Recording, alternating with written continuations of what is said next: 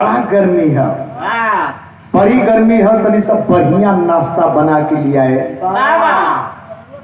मेरे रोज रहता का हमसे कहते रहे कि घेरा था, हमके घेरा था। हाँ पहले मौका घेरा था।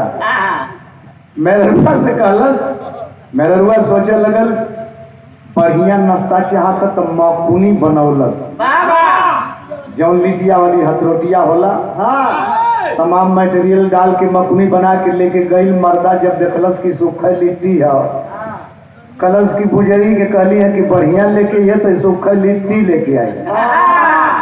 देखा कमी होकर जाती है, बढ़िया काम में भी कमी होकर जाती है। हरवाहा का खुनुस नाकी के टुंगा पर मल्ल 3-4 कहना नहीं हुआ। कल बुझार चटनियों न ले लू है।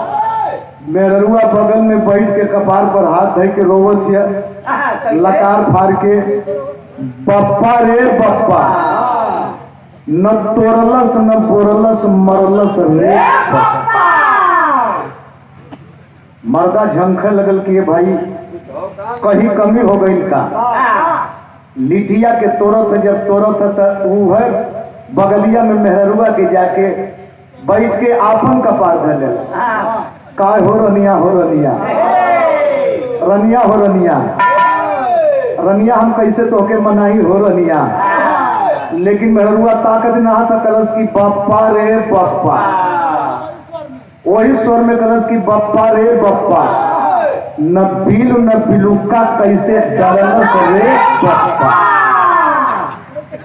हमार मेहरारू इंजीनियर फेल का जलस की, तब क्या वैज्ञानिक फेल कर दिल। बहुत बढ़िया रहल और तनी से आवाज मूड मिजाज बना के